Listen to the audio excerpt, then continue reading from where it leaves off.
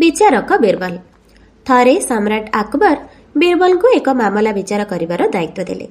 ବିରବଲ କେମିତି ବିଚାର କରୁଛନ୍ତି ତାହା ଦେଖିବା ଲାଗି ଆକବର ସେଠାରେ ଉପସ୍ଥିତ ରହିଲେ। ବିରବଲ ଥିଲେ ଅତ୍ୟନ୍ତ ବୁଦ୍ଧିମାନ, ତେଣୁ ଆକବର ଭାବିଲେ ଯେ ବିରବଲ ଭଲ ବିଚାର କରିବେ। ବିଚାର ଆରମ୍ଭ ହେଲା। ଗୋଟିଏ ପକ୍ଷ ତା କଥା କହିଲା। ତା କଥା ସରିଲା ପରେ ପରେ ବିରବଲ ତୁରନ୍ତ ରାୟ ଶୁଣେଇ ଦେଇ କହିଲେ, ତୁମେ ଠିକ କହୁଛ, ତୁମେ ନିର୍ଦ୍ଦୋଷ, ଆଉ ଆର ପକ୍ଷ ଦୋଷୀ।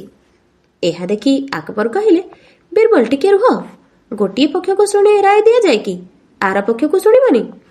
ବିରବଲ କହିଲେ, ଆପଣ କହୁଛନ୍ତି ବୋଲି ଆର ପକ୍ଷର କଥା ଶୁଣିବି, କିନ୍ତୁ ଦୁଇ ପକ୍ଷ ଶୁଣିଲେ ମହା ଝାମେଲା। ଆକବର ଟିକେ ଚଢା ଗଳାରେ କହିଲେ, କି ଝାମେଲା? ଶୁଣିବାକୁ ତ ପଡିବ। ବିରବଲ ଅପର ପକ୍ଷର କଥା ବି ଶୁଣିଲେ, ତାପରେ ରାୟ ଦେଲେ। ଏହି ପକ୍ଷର କଥା ମଧ୍ୟ ପୁରା ଠିକ, ସୁତରାଂ ଉଭୟ ପକ୍ଷ ଏକା ସାଙ୍ଗରେ ଦୋଷୀ ଓ ନିର୍ଦ୍ଦୋଷ। ଏହା ଶୁଣି ରାଜା କହିଲେ, ବିରବଲ ଏ କି ପ୍ରକାର ବିଚାର? ଦୁଇଟି ପକ୍ଷ ଏକା ସାଙ୍ଗରେ ଠିକ ହେବେ କେମିତି? ବିରବଲ ବିଚାରପତିଙ୍କ ଚୌକିରୁ ଉଠି ପଡ଼ିଲେ ଓ କହିଲେ, ହଜୁର, ଆପଣଙ୍କ କଥା ବି ଠିକ।